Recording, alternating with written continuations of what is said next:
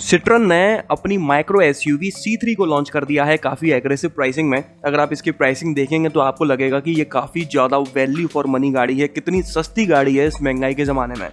लेकिन इस गाड़ी के अंदर किस तरह का पैकेज मिलता है और उस पैकेज के बलबूते पे ये अपनी डायरेक्ट राइवल टाटा पंच को किस हद तक कंपटीशन दे पाती है, ये इस वीडियो में हम देख लेते हैं। तो चलिए शुरू करते हैं और सबसे पहले बात कर लेते हैं डायमेंशंस के बारे में। तो C3 की लेंथ है 3981 mm, जो कि 154 mm ज्यादा है पंच की लेंथ से। इसकी विड्थ है 1733 mm, जो कि 9 mm कम है पंच की विड्थ से। इसी तरह से इसकी हाइट है 1586 mm, जो कि 29 mm कम है पंच से। और रही बात व्हील बेस की तो वो है 2540 mm, जो कि 95 mm ज़्यादा है पंच से। सिट्रन का शोरूम मेरे शहर में या मेरे आसपास कहीं भी ना हो पाने की वजह से इस गाड़ी के अंदर अभी तक मैं तो नहीं बैठा हूं, लेकिन ऑन पेपर डायमेंशंस के आधार पर देखा जाए तो इन दोनों ही गाड़ियों का कैबिन स्पेशियस है। बूट स्पेस की बात करते हैं तो C3 में आपको 315 लीटर की बूट स्पेस मिलती है, जो कि पंच से 51 लीटर छोटी है। रही बात टायर्स की तो C3 में आपको सिर्फ 15 इंच के टायर्स मिलते हैं, जबकि पंच में 15 और 16 इंच दोनों ही तरह के टायर्स मिल जाते हैं। इसी तरह से फ्यूल टैंक कैपेसिटी के बारे में बात करें तो C3 में मात्र 30 लीटर का फ्यूल टैंक मिलता है। मतलब कि आमतौर पे ज़्यादातर गाड़ियों में कम से कम 35 लीटर का तो मिलता ही मिलता है, खासकर इस सेगमेंट की गाड़ियों में। लेकिन इसमें काफ़ी छोटा टैंक दिया गया है 30 लीटर का। वहीं अगर पंच की बात करें तो उसमें 7 लीटर बड़ा 37 लीटर का मिल जाता है। ग्राउंड क्लियरेंस की बात करते हैं तो C3 में आपको 180 mm की ग्राउंड क्लियरेंस मिलती है, जबकि पंच में आपको 7 mm ज़्यादा 187 mm की मिल जाती है। ग्राउंड क्लियरेंस से याद आया कि टाटा वालों ने तो पंच को एक माइक्रो एसयूवी की तरह ही रिप्रेजेंट करा है, लेकिन अगर हम बात करें C3 की तो सिट्रन वाले इसको एक हैचबैक की तरह रिप्रेजेंट कर रहे हैं, लेकिन कुछ मामलों में एसयूवी की तरह इसे बताया गया है। आगे बढ़ते हैं और इंजन ऑप्शंस के बारे में बात कर लेते हैं। तो C3 में आपको 1.2 litre 3 cylinder naturally aspirated petrol engine मिलता है, जो लगभग 80.87 bhp की पावर जनरेट करता है और 115 Nm का टॉर्क जनरेट करता है। अगर इस इंजन को हम कंपेयर करते हैं पंच में मिलने वाले 1.2 litre 3 cylinder naturally aspirated petrol engine से, तो ये 3.61 bhp कम पावर जनरेट करता है, लेकिन 2 Nm का टॉर्क ज़्यादा जनरेट करता है। रही बात माइलेज की तो C3 में मैनुअल ट्रांसमिशन में 19.8 kmpl का माइलेज क्लेम किया जाता है, जबकि पंच में 0.83 kmpl कम माइलेज मिल पाता है 18.97 kmpl का। ट्रांसमिशन की बात करें तो C3 में आपको हाल फिलहाल सिर्फ मैनुअल ट्रांसमिशन मिलता है, हो सकता है आगे ऑटोमेटिक मिलने लगे। पंच में आपको मैनुअल के साथ साथ ऑटोमेटिक भी दिया गया है। ऑटोमेटिक में इसमें 18.82 kmpl का माइलेज मिल जाता है। इसके अलावा C3 में आपको यही इंजन टर्बो चार्जर के साथ भी मिल जाता है, जिसमें ये 108.49 bhp की पावर जनरेट करता है और 190 Nm का टॉर्क जनरेट करता है। अगर इस इंजन को हम कंपेयर करते हैं पंच में मिलने वाले इंजन से, तो ये 24 bhp ज़्यादा पावर जनरेट करता है और 77 Nm का टॉर्क। और रही बात तो माइलेज की तो वो भी 0.43 kmpl का ज़्यादा ही क्लेम करता है। चलिए आगे बढ़ते हैं और सेफ्टी फीचर्स के बारे में बात कर लेते हैं। तो C3 में आपको ABS, dual airbags, EBD, seat belt reminder for driver and co driver जैसे सेफ्टी फीचर्स स्टैंडर्ड मिल जाते हैं हर किसी वेरिएंट में। वहीं दूसरी तरफ अगर हम पंच के बारे में बात करें तो इस गाड़ी में भी आपको ABS, dual airbags, EBD, brake sway control और आइसोफिक्स चाइल्ड सीट एंकर जैसे सेफ्टी फीचर्स स्टैंडर्ड मिल जाते हैं हर किसी वेरिएंट में। C3 का क्रैश टेस्ट तो अभी तक नहीं किया गया है, लेकिन अगर हम बात करें पंच के क्रैश टेस्ट की तो ग्लोबल NCAP क्रैश टेस्ट में इसने काफ़ी बेहतर स्कोर किया था। इनफैक्ट अभी तक का सबसे ज़्यादा पॉइंट्स स्कोर करने वाली यह गाड़ी है।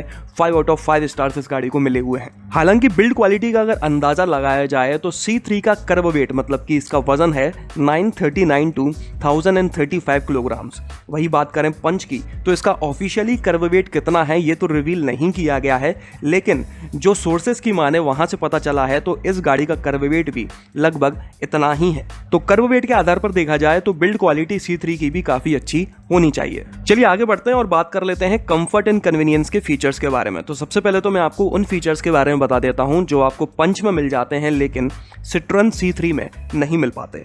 LED इंडिकेटर्स, मतलब इंडिकेटर्स तो C3 में भी हैं लेकिन वो LED नहीं है। Follow me headlamps, anti glare IRVM C3 में भी है लेकिन उसमें एंटी ग्लेयर फंक्शन नहीं है। पंच के इंफोटेनमेंट सिस्टम में आपको 4 स्पीकर्स और 2 ट्विटर्स मिल जाते हैं, वो भी हरमन के, जिनकी साउंड क्वालिटी काफ़ी अच्छी है। जबकि C3 में आपको 4 स्पीकर्स मिलते हैं स्टैंडर्ड क्वालिटी के। Rear parking camera, LED tail lamps C3 में भी हैं लेकिन वो LED नहीं है। Front fog lamps with cornering function. Front fog lamps C3 में आपको मिल तो जाते हैं लेकिन वाइब पैक के साथ, मतलब कि आपको एक्स्ट्रा पे करना पड़ता है, लेकिन पंच में फॉग लैम्प्स मिल जाते हैं और साथ ही में उसमें कॉर्नरिंग फंक्शन भी दिया गया है। इसके अलावा पंच के इंस्ट्रूमेंट क्लस्टर में आपको 7 इंच की TFT स्क्रीन मिल जाती है, push start button, cruise control, automatic transmission में आपको ट्रैक्शन प्रो मिल जाता है ऑफ रोडिंग के लिए, जबकि C3 में ऑटोमेटिक ट्रांसमिशन ही नहीं है। प्रोजेक्टर हेडलैम्प्स मिल जाते हैं पंच में, जबकि C3 में हैलोजन हेडलैम्प्स दिए गए हैं। Diamond cut alloy wheels, auto headlamps, rain sensing wiper, auto fold and electrically adjustable ORVM C3 में भी हैं लेकिन मैनुअली एडजस्टेबल है, मतलब कि अंदर एक सिर्फ इंटरनली आप अंदर बैठे बैठे एडजस्ट कर सकते हो, इलेक्ट्रिकली नहीं है कि एक बटन आगे पीछे करा और एडजस्ट हो गया। इसके अलावा automatic climate control system, cooled glove box, rear wiper washer and defogger, puddle lamps, rear arm rest, leather wrapped steering and gear knob, IRA connected car technology, eco और सिटी जैसे ड्राइव मोड्स मिल जाते हैं, idle start stop technology, front and rear height adjustable headrest. C3 में आपको headrest तो दिए गए हैं लेकिन आगे और पीछे दोनों ही इंटीग्रेटेड हैं, फिक्स्ड हैं, उसको आप एडजस्ट नहीं कर सकते, जबकि पंच में आगे और पीछे दोनों ही तरह के हेडरेस्ट को आप एडजस्ट कर सकते हो अपनी हाइट अनुसार। तो ये सारे वो सभी फीचर्स थे जो पंच में हैं लेकिन C3 में नहीं मिल पाते। अब उन फीचर्स के बारे में मैं आपको बता देता हूं जो C3 में मिल जाते हैं लेकिन पंच में नहीं मिल पाते। तो C3 के आगे के कैबिन में 1 और पीछे 2 फास्ट चार्जिंग USB पोर्ट्स मिल जाते हैं जो कि पंच में इतने नहीं मिल पाते।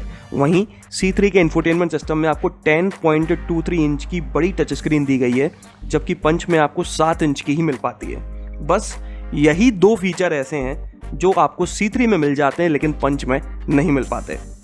कंफर्ट एंड कन्वीनियंस के फीचर्स देखकर तो ये लग रहा है कि C3 में कुछ मिलता ही नहीं है, या फिर ये कहें कि C3 के सिर्फ बेस वेरिएंट को ही लॉन्च किया गया है, अपर वेरिएंट्स लॉन्च ही नहीं किए गए हैं। तो आप देख सकते हो कि सिर्फ आप बाहर से अगर प्राइसिंग देखेंगे तो आपको ये गाड़ी काफ़ी शानदार नज़र आएगी क्योंकि दिखने में अच्छी है प्राइसिंग के हिसाब से, लेकिन अगर आप अंदर जाके डिटेल में इसके पैकेज को देखते हैं तो इस गाड़ी में आपको फीचर्स के नाम पर कुछ भी नहीं मिलता। लेकिन अगर वेरिएंट्स वाइज कंपैरिजन किया जाए तो C3 वाकई में ज़्यादा value for money package provide करती है। मेरा मतलब है कि C3 के नेचुरली एस्पिरेटेड पेट्रोल इंजन का टॉप वेरिएंट आपको 6.63 लाख रुपीस में मिल जाता है।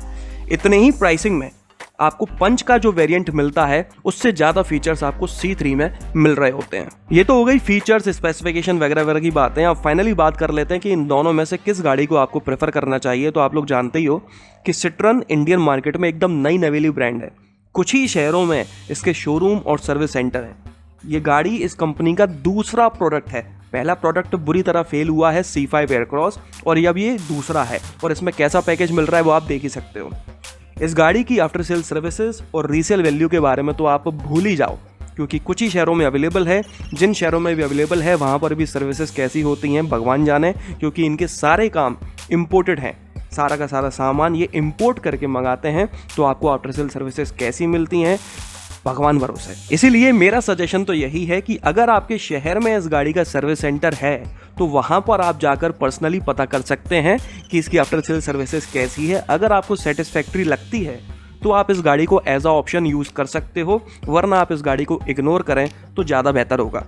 तो चलिए इस वीडियो में तो बस इतना ही। आपका दिन शुभ रहे। धन्यवाद।